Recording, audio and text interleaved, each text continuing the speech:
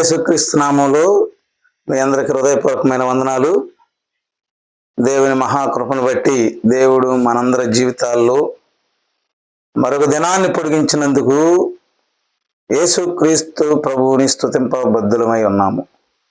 ప్రియులారా, ప్రపంచవ్యాప్తంగా చూస్తున్నప్పుడు మరి ఎన్నో ఘోరమైనటువంటి సంఘటనలు జరుగుతున్నాయి. భూకంపాలు వస్తున్నాయి, మరి వర్షాలు విపరీతంగా పడుతున్నాయి.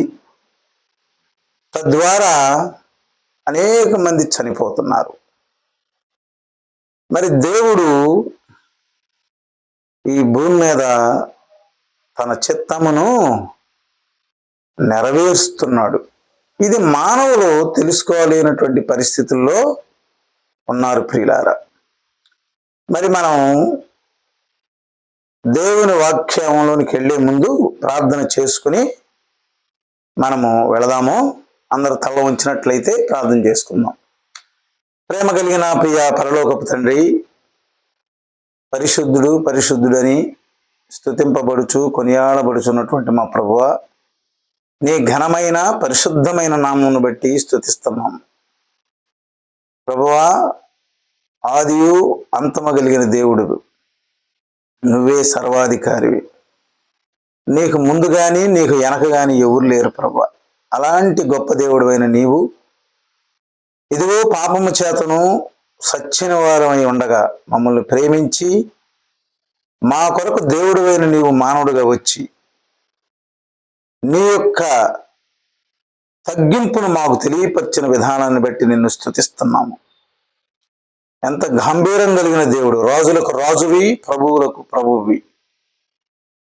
అంత గొప్ప దేవుడు నీవు మా కొరకు చేసిన మేలు ఉపకారం బట్టి స్తుతిస్తున్నాం. ప్రభా, నువ్వు ఇచ్చిన రక్షణ బట్టి కృతజ్ఞతలు, రక్షణ మార్గమును బట్టి స్తుతిస్తున్నాం. ఇదిగో ప్రభా, వాక్యము కొరకు మేము ఎదురు చూస్తుండగా నీ రెండంచులు కలిగినటువంటి ఖడ్గము లాంటి వాక్యములో నుండి మా అందరితో మాట్లాడి మహిమ ఘనత నువ్వే పొందమని మాకు చేసిన మేలును బట్టి స్తుతిస్తూ మా విమోచకుడు ప్రాణప్రియుడు త్వరలో రానయ్యున్న యేసుక్రీస్తు ప్రభు నామంలో చేరి ప్రార్థించి వేడుకుంటున్నాము తండ్రి, ఆమేన్. ప్రియ సహోదరి సహోదరులారా, మనం దేవుని వాక్యంలోనికి వెళదాము. మరి ఆదికాండము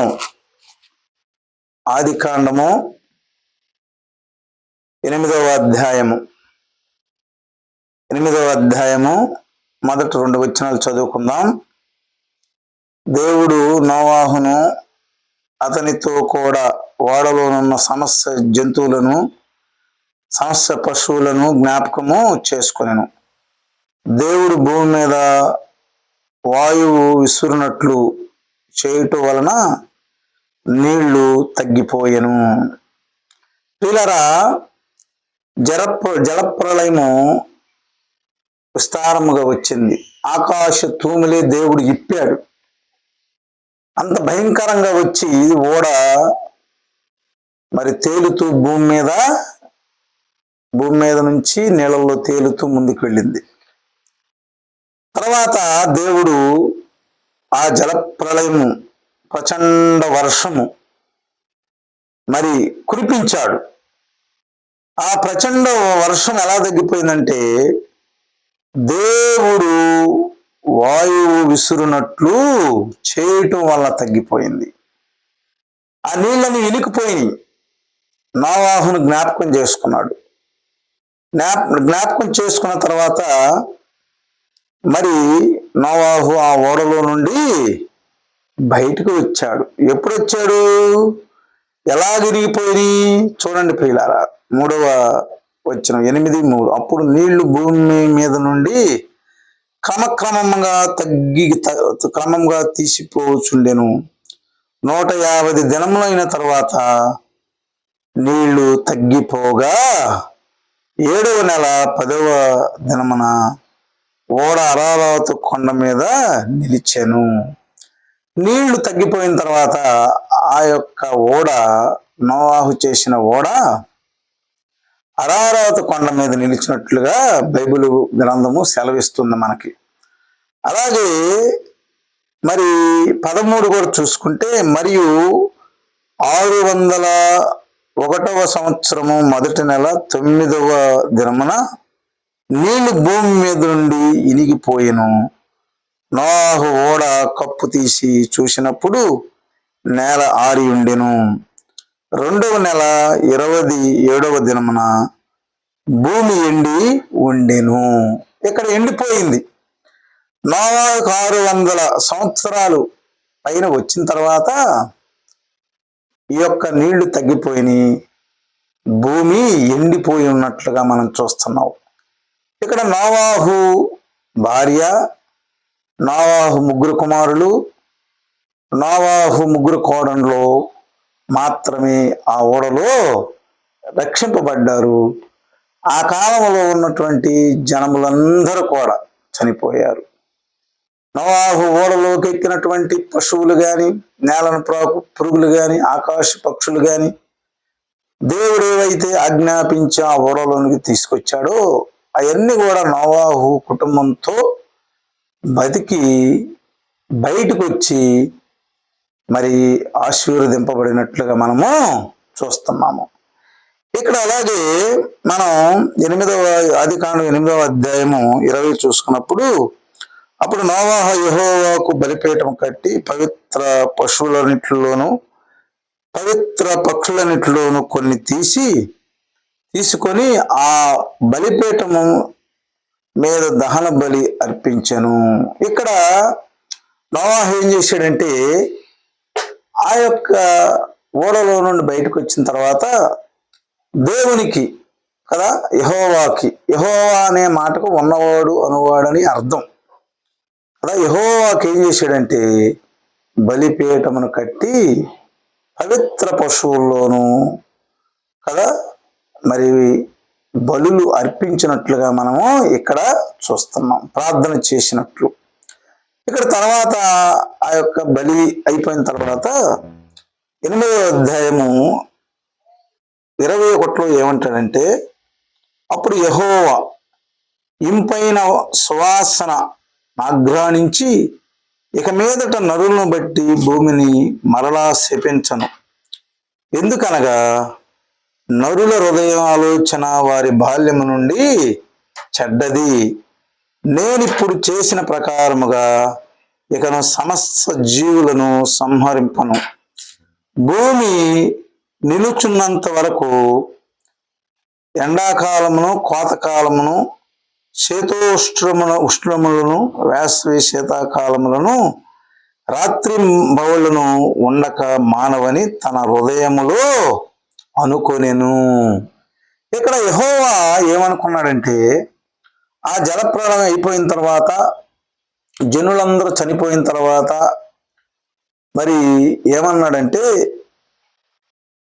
ఇక్కడ నేను ఇక ఇలాంటి జలప్రళయాన్ని నేను తీసుకురాను. ఎందుకు తీసుకురానాడు? ఎందుకనగా నరుల హృదయముల ఆలోచన వారి బాల్యం నుండి చెడ్డది. ఇక్కడ చిన్నప్పటి నుండి వచ్చిన కాడి నుంచి బాల్యదనము నుండి మనిషి చెడ్డ బుద్ధి కలిగిన వాడిగా ఉన్నాడు, చెడ్డ బుద్ధి కలిగి. అందుకని ఏమన్నాడంటే, నేను ఇక ఇప్పుడు నోవా కాలంలో ఎలాగైతే ప్రచండమైన వర్షం వచ్చిందో, ఆకాశ తూములు ఇప్పబడ్డాయో, అలాంటిది ఇక నేను తీసుకురాను, అలాంటి వర్షం అని దేవుడు తన మనసులో అనుకున్నాడు. భూమి నిలుచు వరకు ఇక అలాంటిది రాదు అని అప్పుడే తీర్మానం చేసుకున్నాడు తన మనసులో. అందుకని ఏమన్నాడంటే, భూమి నిలుచున్నంత వరకు ఎండాకాలము, కోతకాలమును, ఉష్ట్రములను, వేసవి కాలములను రాత్రింబగలు ఉండక మానవని తీర్మానం చేసుకున్నాడు. ఇక భూమి నిలుచున్నంత వరకు ఈ వర్షాకాలము, ఎండాకాలము, శీతాకాలము వాటి క్రమమును ఇస్తూనే ఉంటది. దేవుడు తన హృదయంలో అనుకున్నట్లుగా. ఇక ఈ మారవు. ఇప్పుడు కూడా మనం చూసుకున్నప్పుడు మనకి ఎండ అయితే ఏ విధంగా ఇస్తుందో, వర్షాలు ఏ విధంగా వస్తున్నాయో, చలికాలం ఏ విధంగా వస్తుందో, ఇలాగా అప్పుడు నుంచి కూడా ఇప్పటి వరకు కూడా జరుగుతూనే, ఈ క్రమం జరుగుతూనే ఉంది. ఎందుకంటే దేవుడు నిర్ణయించుకున్నాడు, ఇది భూమి అంతమయ్యే అంతవరకు కూడా ఈ క్రమం జరుగుతూనే ఉంటది. అదే ఆ రోజు దేవుడైనటువంటి యెహోవా, మరి ఈరోజు యేసుక్రీస్తు ప్రభువుగా రక్షకుడుగా పిలుస్తున్నటువంటి దేవుడుగా ఆయన ఆ కాలం నిర్ణయించుకున్నాడు. కాబట్టి బాల్య దినముల నుండి చెడ్డది హృదయము. మనుషుని హృదయం ఎలాంటిదంట?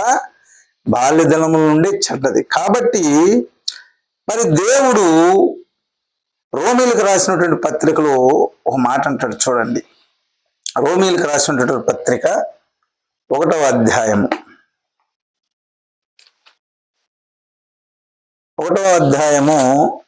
18 వచనములను చదువుకున్నాం. దుర్నీతి చేత సత్యమును అడ్డగించు మనుషుల యొక్క సమస్త భక్తిహీనత మీదను దుర్నీతి మీదను దేవుని కోపం పరలోకము నుండి బయలుపరచబడుచున్నది. ఎందుకనగా దేవుని గురించి తెలియ అసఖ్యమైనదేదో అది వారి మధ్య విషద్ధమై ఉన్నది. దేవుడు అది వారికి విషద్ధపరిచెను. ఆయన అదృశ్య లక్షణములు అనగా ఆయన నిత్యశక్తియు దైవత్వమును జగత్పత్తి మొదలుకొని సృష్టింపబడిన వస్తువులను ఆలోచించుట వలన తేటపడుచున్నవి గనుక వారు నిరర్ధులై ఉన్నారు. మరియు వారు దేవుని ఎరిగి ఆయనను దేవునిగా మహిమపరచలేదు, కృతజ్ఞతాస్తుతులు చెల్లించలేదు గాని తమ వాదముల యందు వ్యర్థులైరి. చూడండి ప్రియులారా, మానవులు దేవుని ఎరిగి దేవునిగా మహింపరచలేదంట. వాళ్ళు తన ఇష్టం వచ్చినట్టు మార్గంలో వెళుతూ వాళ్ళ వాదనలే ముందుకు తీసుకెళ్తున్నారంట. దేవుణ్ణి మాత్రం దేవునిగా వాళ్ళు స్తుతించట్లేదు, గణపరచట్లేదు, మహింపరచట్లేదు. అదే ఇక్కడ దేవుడు మానవుల విషయంలో బాధపడుతున్నాడు. వాళ్ళ బాల్య దినముల నుండి వాళ్ళ హృదయం చెడ్డది, వాళ్ళ మనస్సు చెడ్డది అని చెబుతున్న దేవుడు దేవుణ్ణి దేవునిగా మహిమపరచట్లేదని బాధపడుతున్నాడు మన విషయంలో. అందుకని 21లో చూసుకున్నప్పుడు మరియు వారు దేవుని ఎరిగి ఆయన దేవునిగా మహిమపరచలేదు అన్నాడు. చూడండి, ఇప్పుడు యేసుక్రీస్తు ప్రభు ఈ లోకానికి మానవుడుగా 2000 సంవత్సరాల క్రితం ఈ లోకంలో పుట్టాడు కదా. 33.5 సంవత్సరాలు జీవించి ఆయన మహిమను కనుపరిచాడు ఈ భూమి మీద. గుడ్డి వారిని, మోగవారిని, చెవిటి వారిని, అంగహీనులను, చనిపోయిన వారిని అందరినీ లేవనెత్తాడు. వ్యాధిగ్రస్తులందరూ స్వస్థపరిచాడు. ఎంతో గొప్ప కార్యాలు ఈ భూమి మీద మనుషులు ఎదుట ఆయన చేశాడు. సముద్రం మీద నడిచాడు ఆయన కదా. మరి ఎన్నో కార్యాలు చేసినా ఆయనను విశ్వసించలేనటువంటి పరిస్థితుల్లో ఈ భూమి మీద ప్రజలు ఉన్నారు. ఇశ్రాయేలు ప్రజలు ఈ రోజు కూడా యేసుక్రీస్తు ప్రభువుని నమ్మలేనటువంటి పరిస్థితుల్లో ఉన్నారు. గుడ్డివారుగా ఉన్నారు వాళ్ళు కదా. యేసుక్రీస్తు ప్రభు కోసం ఎదురు చూస్తున్నారు. మళ్ళీ ఎప్పుడో వచ్చి యేసుక్రీస్తు ప్రభు 2000 సంవత్సరాల క్రితమే పుట్టి 33.5 సంవత్సరాలు జీవించి ఆయన కలవర సిలువలో బలైపోతే వాళ్ళు ఇప్పుడు కూడా ఆయన రాలేదని ఎదురు చూస్తున్నారు. ఆయన ఎప్పుడో వచ్చాడు. మానవుల పాపముల కొరకు ఆయన తనను తాను అర్పించుకుని మరణం మీద విజయము కలగజేశాడు. చనిపోయి సమాధి చేయబడి మరణం మీద విజయం కలగజేశాడు. ఆయన కోసం ఈ ఇశ్రాయేలు ప్రజలు ఇప్పుడు కూడా ఎదురు చూస్తూ యేసుక్రీస్తు ప్రభువుని నమ్మలేని పరిస్థితులు ఉన్నారు. అలాగే ప్రపంచంలో అనేక మంది తన వ్యర్థమైనటువంటి మార్గంలో వెళుతూ నిజదేవుడైన యేసుక్రీస్తు ప్రభువును నమ్మలేనటువంటి పరిస్థితుల్లో గుడ్డివారుగా ఉన్నారు. ఇక్కడ చూడండి ప్రియులారా, ఇక్కడ రోమీలకు రాసినటువంటి పత్రిక 1వ అధ్యాయము 22లో ఏమంటాడంటే, వారి అవివేక హృదయము అంధకారమాయను, తాము జ్ఞానులు అని చెప్పుకొనుచు బుద్ధిహీనులైరి. వారు అక్షయుడగు దేవుని మహిమను క్షయమగు మనుషుల యొక్కయు, పక్షుల యొక్కయు, చతుష జంతువుల యొక్కయు, పురుగుల యొక్కయు ప్రతిమా స్వరూపములుగా మార్చిరి. ఇక్కడ చూడండి, దేవుడు చెప్పిన మాటను మనుషులు వినకుండా దేవుని చేసినటువంటి స్వరూపములను వాళ్ళు పూజిస్తూ, ఇక్కడ ఏమన్నాడు, పక్షుల యొక్కయు చతుష జంతువుల యొక్కయు పురుగుల యొక్కయు ప్రతిమారూపములుగా మార్చిరి. వారు మానవులైనటువంటి వారు వాళ్ళ ఇష్టానుసారమైనటువంటి రూపములను చేసుకుని నిజదేవుడైన యేసుక్రీస్తు ప్రభువుని వెంబడించలేనటువంటి పరిస్థితుల్లో ఉన్నారు మనుషులని రోమీలకు రాసినటువంటి పత్రిక మరి 1వ అధ్యాయము 22వ వచనం 23వ వచనంలో స్పష్టంగా దేవుడు సెలవిస్తున్నాడు. ప్రియ సహోదరి సహోదరులారా, దుర్నీతి చేత సత్యమును అడ్డగించు మనుషులారా, ప్రపంచంలో ఉన్న భూమి మీద మానవులారా, స్త్రీలారా, పురుషులారా, దేవుని సత్యము ప్రకటింపబడుచుండగా, యేసుక్రీస్తు ప్రభువుని గురించి ప్రపంచంలో ఉన్న మనుషులందరికీ ప్రకటింపబడుచుండగా ఆ రక్షణా మార్గమును గురించి తెలుసుకోవాలని దేవుడు ఆశపడుతున్నాడు. అందుకని ఎఫెసీయులకు రాసిన పత్రిక 5వ అధ్యాయంలో ఒక మాట అంటాడు, చూడండి ప్రియులారా. ఎఫెసీయులకు రాసిన పత్రిక 5వ అధ్యాయం 2వ వచనంలో ఏమంటాడంటే, క్రీస్తు మిమ్మల్ని ప్రేమించి పరిమళ వాసనగా ఉండుటకు మన కొరకు తనను తాను దేవునికి అర్పణగాను బలిగాను అర్పించుకొనెను. యేసుక్రీస్తు ప్రభు మనల్ని ప్రేమించాడు. ఈ ఒక్కటే మానవుల ఎడల దేవుడు అధికమైన ప్రేమ. ఆయన ప్రేమను ఎవ్వరు కూడా వర్ణించలేరు. నీతిమంతుల కొరకు ఒకళ్ళు చనిపోవచ్చు, మంచివారి కొరకు ఎవరైనా ఒకవేళ ప్రాణం పెట్టి తెగియొచ్చు. అయితే మనం ఇంకానూ పాపులమై ఉండగా, చూడండి ప్రియులారా, భూలోకంలో ఉన్నటువంటి మానవులారా, పురుషులారా, స్త్రీలారా, యేసుక్రీస్తు ప్రభు చెప్పే మాటలు వినండి.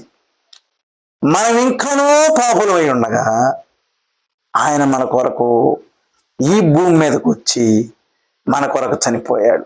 బాల్య దినముల నుండి చెడుతనములో జీవిస్తున్నటువంటి మనలను, మన ఊహంతయు, మన తలంపులన్నీ, మన చూపులన్నీ, మన క్రియలన్నీ, మన మాటలన్నీ దేవునికి విరోధంగా జీవిస్తున్నటువంటి మనలను యేసుక్రీస్తు ప్రభు ఏం చేశాడు తెలుసా? ప్రేమించాడు. ఎంతగా ప్రేమించాడో తెలుసా? ఒకరు నీతిమంతుల కొరకు ఒకరు చనిపోవచ్చు, తెగింపవచ్చును, మంచివారి కొరకు ఎవరైనా ఒక ప్రాణం పెట్టవచ్చు. అయితే మనం ఇంకనూ పాపులమై ఉండగా ఆయన మన కొరకు ఏం చేశాడు? తన ప్రాణమును పెట్టాడు. పెడతనే కానీ ఆయన రక్తమును, అమూల్యమైన రక్తమును మన కొరకు కార్చాడు. ప్రియా, ప్రపంచంలో ఉన్న మానవులారా, మనుషులారా, స్త్రీలారా, పురుషులారా, యేసుక్రీస్తు ప్రభు రక్షణా మార్గము సిద్ధపరిచి ఉండగా, దేవుని రక్షణా మార్గము క్రీస్తులో నూతన జీవం పొందటానికి నువ్వు ఇష్టపడుతున్నావా? దేవుడు రక్షణా మార్గం ఏర్పాటు చేసి ఉండగా నీ హృదయాన్ని నువ్వు మార్చుకోవడానికి ఇష్టపడుతున్నావా? నువ్వు మార్పు చెందటానికి నువ్వు ఇష్టపడుతున్నావా? యేసుక్రీస్తు ప్రభు నిన్ను ఏమీ అడగట్లేదు. నీ పాపపు హృదయాన్ని ఇయ్యమంటున్నాడు. ప్రభువా, నేను పాపిని నన్ను క్షమించయ్యా అని అడగమంటున్నాడు. ఆయన ఎందుకు విశ్వాసం ఉంచమంటున్నాడు. ఆయనే నిజరక్షకుడనియు, ఆయనే యేసుగా వచ్చాడని రక్షించడానికి విశ్వసించమంటున్నాడు. నీ నోటితో ఒప్పుకుని, నీ హృదయం ముందు విశ్వాసించి నీ నోటితో ఒప్పుకోమని అంటున్నాడు. నీ పాపములన్నీ ఇప్పుడైనను బాల్య దినముల నుండి చెడ్డవారుగా జీవిస్తున్నటువంటి మన పాపములను ఆయన ముందు ఒప్పుకోవలసినటువంటి అవసరం ఉన్నది. ఇదిగో యేసుక్రీస్తు ప్రభు మరలా ఈ భూమి మీదకి రానయ్య ఉన్నాడు.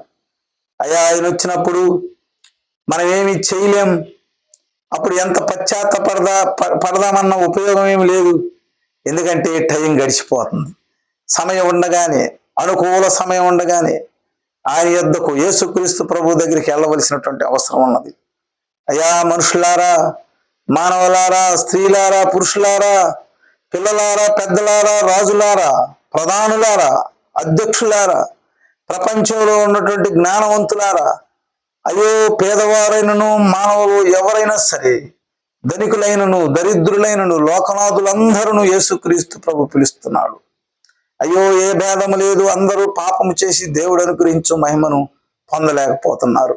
ఈ బాల్య దినము నుండి పాపముతో ఉన్నటువంటి మనలందరూ పిలుస్తున్నాడు దేవుడు. ఇప్పుడైనా విని, అదిగో నా కాలంలో దేవుడు ఏ విధంగా మరలా నేను ఎప్పుడు కూడా ఈ యొక్క భూమి మీదకి జలప్రలయం తీసుకురాను, ఎందుకంటే బాల్య దినముల నుండి వాళ్ళ హృదయము చెడ్డదిగా ఉన్నదని ఆ రోజు ఎలాగైతే దేవుడు తన మనసులో అనుకున్నాడు, ఈరోజు ఆ బాల్య దినముల నుండి చెడుతనముతో జీవిస్తున్నటువంటి మనిషిని యేసుక్రీస్తు ప్రభువు ద్వారా విమోచించుటకు, యేసుక్రీస్తు ప్రభువు తన ప్రాణం పెట్టడం ద్వారా, తన రక్తం కార్చడం ద్వారా ఆ బాల్య దినముల నుండి ముదువచ్చు వరకు ఏ చెడుతనముతోనైతే మనిషి జీవిస్తున్నాడో ఆ చెడుతనమంతయు కడుగి ఆయన రక్తముతో ఆయన బిడ్డలుగా చేసుకోవటానికి దేవుడు రెడీగా ఉన్నాడు. యేసుక్రీస్తు ప్రభు రెడీగా ఉన్నాడు. నువ్వు వస్తావా అని అడుగుతున్నాడు. నువ్వు మార్పు చెందుతావా అని అడుగుతున్నాడు. ఆయన యొద్దకు రమ్మని అడుగుతున్నాడు. ఈ సమయంలో వాక్యం వింటున్నటువంటి నీవు అన్నిటిని నువ్వు పక్కన పెట్టు. చనిపోవాలి ఒకరోజు. మనం చనిపోయిన తర్వాత అయ్యో నేను యేసుక్రీస్తు ప్రభు నేను ఎందుకు నమ్ముకోలేకపోయాను, నాకు భూమి మీద స్వార్థ ప్రకటింపబడింది, ఇదిగో నేను కరపత్రికల ద్వారా నేను స్వార్థను చదివాను, అలాగే మైకుల్లో చెప్పడం ద్వారా నేను స్వార్థను విన్నాను, యేసుక్రీస్తు ప్రభువు గురించి విన్నాను, అయ్యో నా ఫ్రెండ్ నాకు చెప్పడం ద్వారా నేను యేసుక్రీస్తు ప్రభువుని గురించి విన్నాను, అయ్యో నాకు దగ్గర బంధువులు నాకు చెప్పడం ద్వారా నేను యేసుక్రీస్తు ప్రభువుని గురించి విన్నాను, అయినను నేను నమ్ముకోలేనటువంటి పరిస్థితుల్లో ఉన్నాను అని అక్కడ నువ్వు ఎంత చెప్పినాను ఉపయోగం ఏమీ లేదు ప్రియులారా. ఎందుకంటే ఈ భూమి మీద ఉండగానే ఇప్పుడు నీ ఫ్రెండ్ చెబుతున్నాడు యేసుక్రీస్తు ప్రభు గురించి, నువ్వు నమ్ముకో. లేకపోతే నీ యొక్క స్నేహితుడు చెబుతున్నాడా, నువ్వు నమ్ముకో. నీ బంధువులు చెబుతున్నారా యేసుక్రీస్తు ప్రభు గురించి, నువ్వు నమ్ముకో. లేకుంటే టీవీల్లో రేడియోల్లో ప్రకటింపబడుతుందా, నువ్వు నమ్ముకో. కరపత్రికల ద్వారా ప్రకటింపబడుతుందా, నువ్వు నమ్ముకో. మీ వీధుల్లోకి వచ్చి యేసుక్రీస్తు ప్రభు గురించి చెబుతున్నారా, నువ్వు యేసుక్రీస్తు ప్రభుని నమ్ముకోవాల్సిన అవసరం ఉన్నది. అయ్యో ప్రపంచంలో ఉన్న మనుషులారా, మానవులారా, స్త్రీలారా, పురుషులారా, ఆయా భాషల్లో యేసుక్రీస్తు ప్రభు గురించి ప్రతి వీధిలోను, ప్రతి గ్రామంలోను, ప్రతి పట్టణంలోను, ప్రతి దేశంలోను ప్రకటింపబడుచుండగా నమ్ముకోవలసినటువంటి అవసరం ఉన్నది. ఈ దినమే రక్షణ దినము, ఈ క్షణమే అనుకూల సమయం ఆయనను యేసుక్రీస్తు ప్రభు రక్షకుడుగా నమ్ముకోవటానికి. అయ్యా నువ్వు నమ్ముతావా, నువ్వు వస్తావా ప్రభు దగ్గరికి? ఆయన ప్రేమతో పిలుస్తుండగా, బాల్య దినముల నుండి నీ పాపము హృదయములో అధికమై ఉంటుండగా, పెద్దవారు అయ్యేంత వరకు అది ఎక్కువైపోయి ఉంటుండగా, ఎంత ఘోర పాపమైనా పర్వాలేదు, యేసుక్రీస్తు పిలుస్తుండగా ఈ దినమైనను నువ్వు ఆయన మాట విని వచ్చిన ఎడల నిన్ను ఆయన ప్రేమతో చేర్చుకుని నీ బిడ్డగా చేసుకుంటాడు. ఆయన రక్తముతో ప్రతి పాపమును కడిగి పవిత్రుడిగాను నీతిమంతుడిగా చేస్తాడు. అప్పుడు మనం ఎప్పుడు చనిపోయినను ఆ పరలోక రాజ్యంలో మనము ఉంటాము. సాగుకు వయసు లేదు ప్రియులారా. చిన్నవారు, పెద్దవారు, మధ్యవర్తికులు అందరూ చనిపోతున్నారు. చిన్నపిల్లలు మొదలుకొని వృద్ధులైనంత వరకు అన్ని వయసులు కలిగిన వారు చనిపోతున్నారు. కాబట్టి సాగుకు వయసు లేదు. కాబట్టి సమయం ఉండగానే యేసుక్రీస్తు ప్రభు పిలుస్తుండగా పెడచెవిని పెట్టక మీరు మంచి మనసుతో విని పరలోక సంబంధమైన ఆశీర్వాదం, అలాగే భూమి మీద ఉండగా ప్రభు అయిన యేసుక్రీస్తుని తెలుసుకుని ఆయనలో ఆనందము, సంతోషము మీరందరూ పొందాలని నా ప్రార్థన. మరి ఈ మాటలు వింటున్నటువంటి ప్రతి ఒక్కరూ గమనించి గ్రహించి ప్రభు అయిన యేసుక్రీస్తు గురించి బైబిల్లో చెప్పబడినటువంటి సత్యమైనటువంటి మార్గమును ఎరిగి మీరందరూ ఆయన యొద్దకు రావాలని నా ప్రార్థన. ఈ మాటలు మనందరి కొరకు యేసుక్రీస్తు ప్రభు దీవించి ఆశీర్వదించునగాక. ఆమేన్. మీ అందరికీ వందనాలు.